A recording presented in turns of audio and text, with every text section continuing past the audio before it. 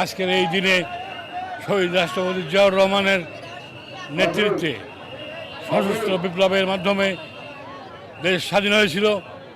আজকের এই দিনে যারা শহীদ হয়েছেন তাদের সকলকে সকলের রুহের মাগফিরাত করি কামনা করি এবং আমরা এই দেশটি দ্বিতীয়বারের জন্য যারা স্বাধীন করেছে ছাত্র জনতার অভ্যুত্থানের মাধ্যমে স্বৈরাচার সরকারের পতন হয়েছে। আমরা যারা শহীদ হয়েছে তাদের রুহের মাগফিরাত কামনা করি এবং যারা অসুস্থ হয়েছে তাদের সুস্থতা কামনা করি। ফ্যাসিস্ট সরকার পতনের পরে বাংলাদেশের এই বিজয় দিবস প্রথম বিজয় দিবস। এই বিজয় দিবসের উৎসাহ উদ্দীপনাটা একটু বেশি, কারণ বিগত দিনে আপনারা দেখেছেন বিজয় দিবসে এই ফ্যাসিস্ট সরকার আমাদের শহীদ মিনার সহ এবং সকল সরকারি প্রোগ্রাম জাতীয় প্রোগ্রামে অংশগ্রহণ করতে বাধা প্রদান করেছে।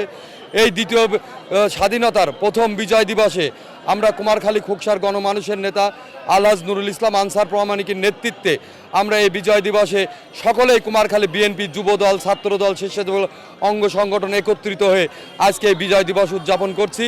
দীর্ঘ 16 বছর আমরা ফেসিবাদের সরকার আমাদের মুখ খুলতে দেয়নি, ঠিকমতো বেদিতে ফুল দিতে দেয়নি, স্বাধীনতার কথা বলতে দেয়নি।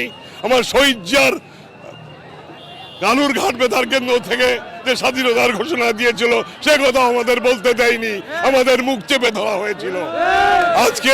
আজকে আমরা মনে করি দ্বিতীয়বার স্বাধীন হয়েছে। আজকে আমরা প্রাণ খুলে প্রত্যেকটি ইউনিয়নবাসী আমাদের সাথে নিয়ে আমরা বেদিতে ফুল দেব।